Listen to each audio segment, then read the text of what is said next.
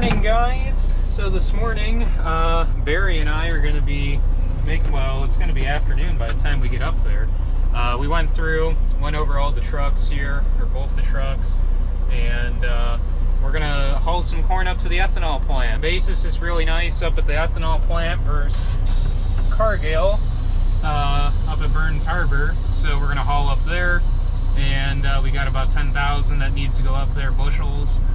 And I've never been up there. Dad's been up there 25 years ago, him and Grandpa.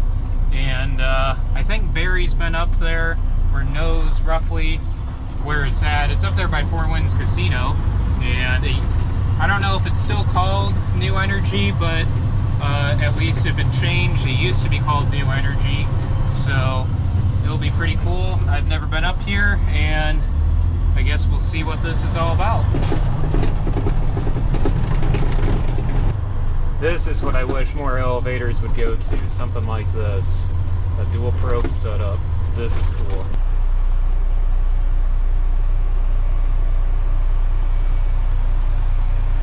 Well, that was actually really cool. It's all with a key card basically, or a swipe card. You swipe in, probe you, and pull around, get weighed, swipe again, and then swipe again, and then back up, and then dump, then pull forward, and swipe again, and then leave. Really simple. Now when we were there, we were the first trucks, or only trucks there, but then when we had to go up in the probe house and get stuff set up, there was probably about 6-7 trucks that came in behind us, but in and out, probably 6-7 minutes total, and we were probably there a total of maybe 15-20 minutes at the most. So that was just because we were getting stuff set up. But I know from what I've talked to with one of my buddies that's hauling up here, he goes like it's one of the slower days today, so not a lot of guys are hauling up there. So I've heard on real busy days that you could be waiting up here for 4 hours, but all in all, I wouldn't mind hauling up here more often. I mean, honestly, like I told Dad, it like gives us another option after hauling up here. I mean, it's really nice, really simple, and pretty good price. And my fertilizer's here, so that's good. Awesome. So yesterday we met with Dave for quite a while. I talked to him quite a bit about the NCGA field. I also talked to him on some soybean foliars I'm working on putting together with some products for R1 and R5 fungicide. We've got about 70 acres of cereal rye that we will be harvesting for cover crop seed. We're trying to get everything lined up for guys to take it out of the field, because we do not have enough storage to store the amount of rye that we're pretty sure is going to come off that field, which we're pretty sure it's going to make at least 75 bushels to the acre, which that's phenomenal. And Dave and Brett are both amazed about that field. They're like, man, that has the potential to make 100 bushel. And they're like, yeah, that would be impressive if it makes 100 bushels. So we do not have 7,000 bushels of storage if it potentially makes 100 for rye, nor do we even have enough for 70, even if it makes 75 bushel. We're having the weirdest stretch of weather that I can remember that we're having in June right now. We're having I would say a terrible time trying to get out and spray, but there's just fields that I want to get out and spray, and we're just catching rains here and there, which isn't a bad thing.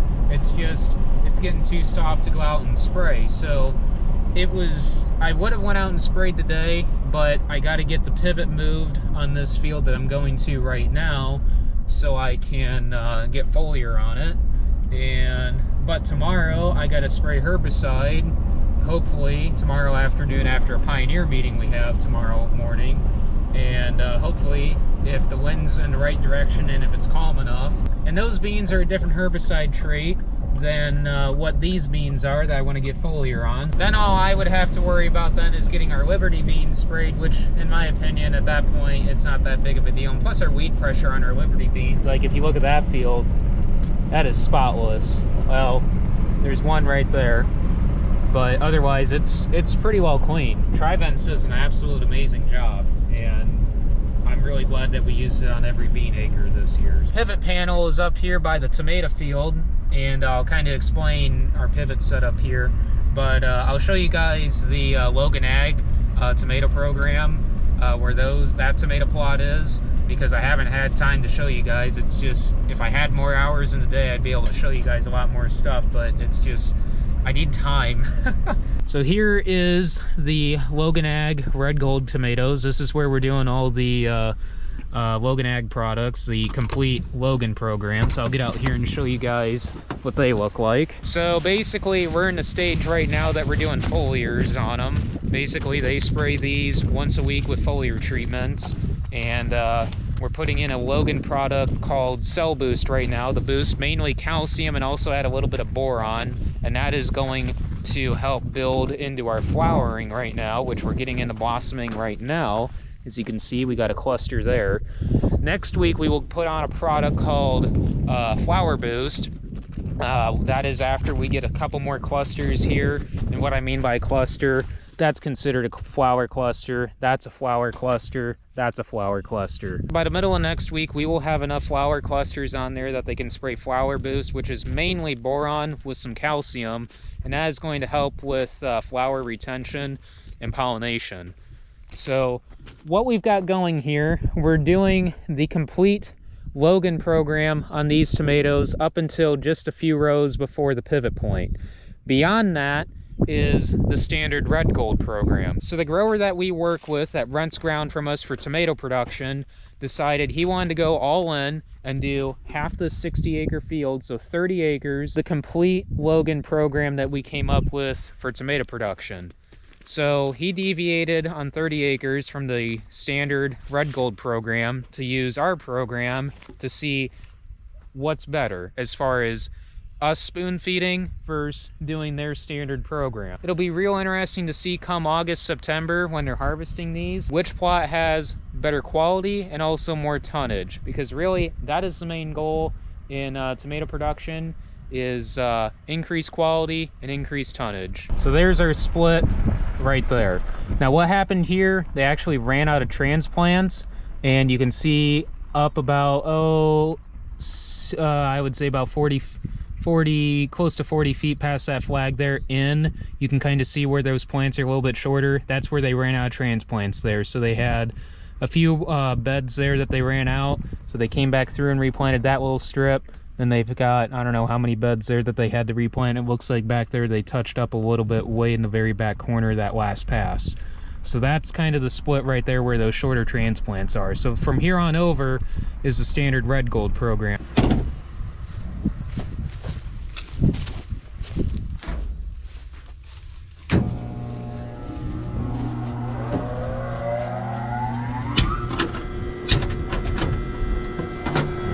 Good, that one's off. Just wanted to double check that one.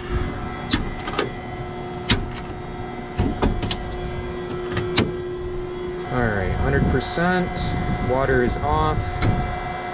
Get you walking around. So on this pivot panel setup that we have here, this irrigator here is functioning off of this pivot panel right here. This pivot panel controls that pivot way over there, that 6 tower. So we've got 2 wells on these irrigators. Now we cannot run both irrigators at the same time just due to we do not have enough well water to run both pivots. Plus also these pivots will overlap. Not saying that they will they'll come very close to hitting each other if we ran them both at the same time in that area right over there on the other side of that ditch. So that's why, 2 reasons why we don't run both of these pivots at the same time. So we got a well here, and we've got a well down there by that no drift sign, as you can see, that black and yellow sign. And if I open this valve and I close this valve, that'll divert the water from both those wells down to that pivot. We've got pipe trenched all the way across, all the way over to that 6 tower over there. Then if I close this valve, as you can see here, and leave this valve open as it is now, that'll run that water to this pivot. Now there is a way that I guess I found out that there is a way that you can automatically have those switched. So basically, if we had FieldNet on here, which is Lindsay Zimatics software to remote control these pivots, I can remotely turn those valves or switch those valves. That's really expensive. I highly doubt we will ever have that option on these valves. I do not see any economical benefit to having that right now. whatsoever, and I don't see that happening for at least 10-15 years doing that, unless for some reason it becomes stupid cheap, but it is very expensive to do that option. So we build this nice covered pivot panel here to keep everything consolidated in one spot, easy road access, and we can control the pivots all from the roadside, and no worrying about going clear back to that pivot point and building a lane or anything to get back there, or destroying crop to get back to there. It's all along the roadside here. Plus, we have our fertigation tank. This is where we put fertilizer in, and our plug is right there. We will unscrew that plug, and I'll show you later in the season when we're fertigating, because we will be doing fertigation applications on the tomatoes.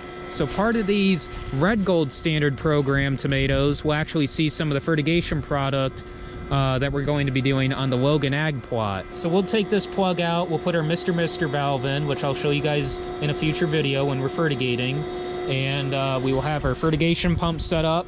We will plug into our fertilizer tank, and that'll go through the variable frequency driven pump that's on there, and then it'll pass through the flow meter, and then that will get injected through the Mr. valve right into the well water stream, and then go right into this pivot or that pivot, whichever pivot we have the valve set to. Now, I know I talked about fertigating beans and also side dressing beans like what we did last year.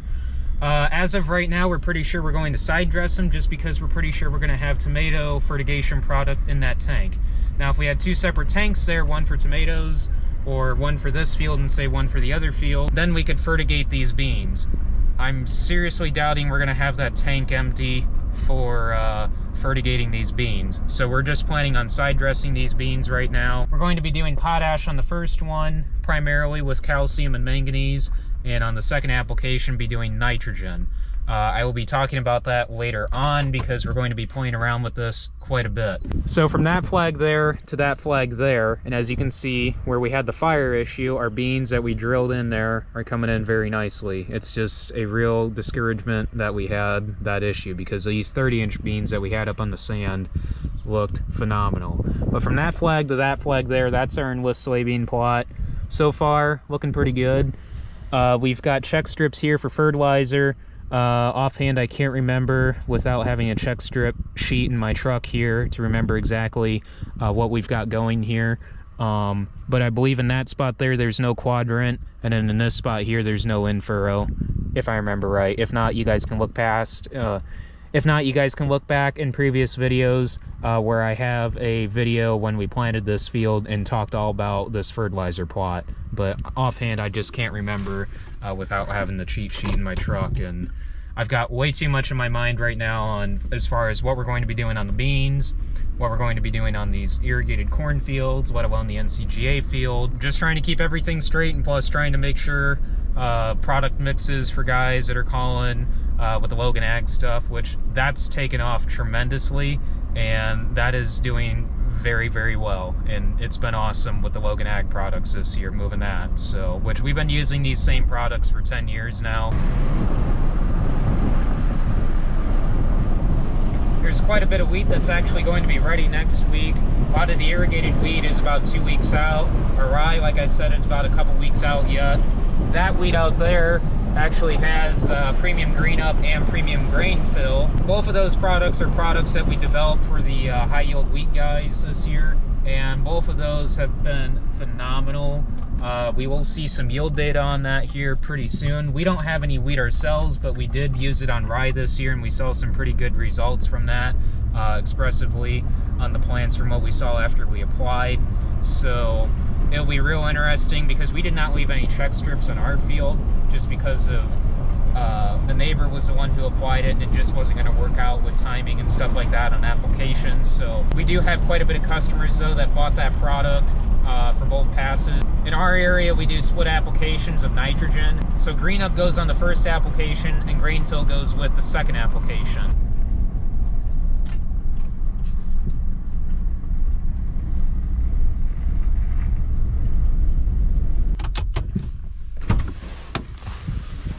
So as you can see on basically majority of our pivots, we build these covered panel boards and keep the irrigation panel alongside the road, so it's easy road access for us to control the pivot. We're not driving back there and we're walking back there and starting our pivot. And plus, we keep our pivots, for the most part, all of them, on grassed lanes, so we don't have to worry about moving the pivot when we're planting, spraying, side dressing, or harvesting. It has its own grass lane, and we can sacrifice those 8 rows of corn for the amount of money it costs to move the pivot in the off season. Partly why I wanted to come down here is not only to show you guys this field, because I haven't really had time to show you guys this field yet, but also to kind of get a gauge on what time frame I need to be coming out here with the first fungicide pass, and determining how long I've got until I can't get across here with our sprayer. Personally, I don't want to go any higher than 4 feet tall corn with our sprayer. I just feel we're going to have issues with more crop damage than what we would like to see coming in late season here, so, or later in the season, what I consider. So we'll go ahead and do a quick crop stage on this and see what stage this is at. So our first emerged leaf is gone. That would be on this side over here, and that is what we consider VE, and at this point that is gone. So 1, 2, 3, 4, 5, 6, 7, 8. And this is what I'm looking for, this collar right here. And as you can see, this leaf would be the next fully developed leaf. So right now, currently, it's at V8, and this is the uppermost fully developed leaf. This is what we would be pulling tissue samples off of. So eventually, in the next day or two, this will end up being V9 corn, and this would be considered 9 leaf or 9 collared corn. So this is what I'm looking for right here, these collars.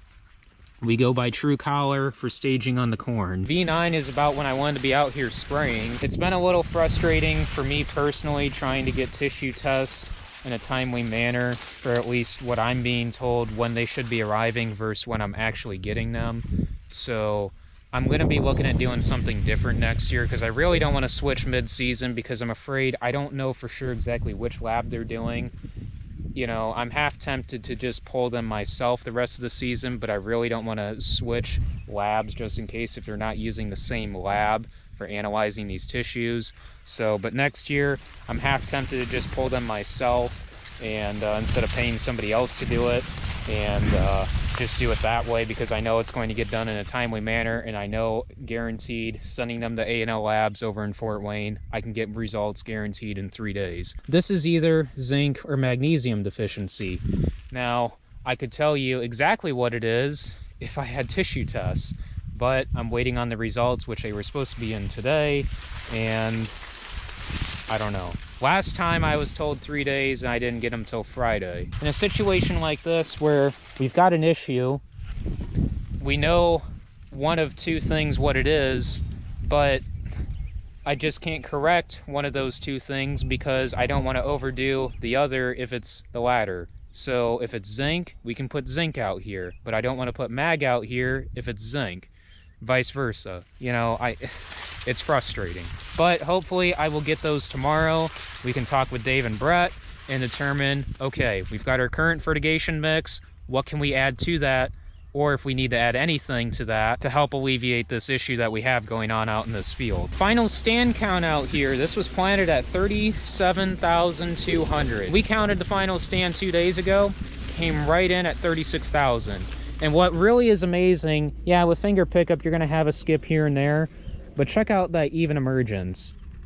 You can hardly find a runt out in this field. And what I mean by a runt is a corn plant that is one collar, at least one collar behind all the others right now, which I'm going down this row. Yeah, again, this is finger pickup, so we don't have V drives. We don't have a special high price planter. You know, I'd love to have V drives and alleviate those issues, but we make do with what we've got. Right there, that's a runt. Now that runt plant will produce, but will it produce 350 bushel corn? No. So that's why we consider it a runt. But for the most part, I would say we're at about 98% even emergence out here, which is phenomenal for NCGA corn. And really honestly, with finger pickup and the weather conditions that we went through, you couldn't really ask for any better of a final stand really for the way when this was planted and the conditions it went through. It's phenomenal. So currently we're at V8 corn. Gonna be close to V9 corn here in a couple days. So my plan is to get with Dave to decide fully on this foliar mix that I want to do, that I kind of put together, and it's very similar to the bean mix I put together, and see about whether or not I want to add in some potassium acetate like what we're doing on the soybean program, and if so, get that added in and get that mixed down here next week, and start spraying fungicide at least on this field. And basically I'm just going to do it by leaf collar on all these fields on the irrigated, because we're only doing 2-pass fungicide with the sprayer. Well, we're doing 2-pass fungicide with our sprayer. First pass is being done with the sprayer, second pass is being done with the plane. I'm just calling it 2-pass with the sprayer, even though technically it's not, but we're doing our first pass with the sprayer, and it's going to have approach on the first pass. Second pass via the plane will have approach prima, and that's at 6 and 6.8 ounces. Then we will have a complete foliar micronutrient mix, like I said, to go with both fungicides, and same thing on the beans. When we're doing applications, fungicide applications on the beans, approach and approach prima, and that's at R1 and R5, and that's 6 ounces and 6.8 ounces.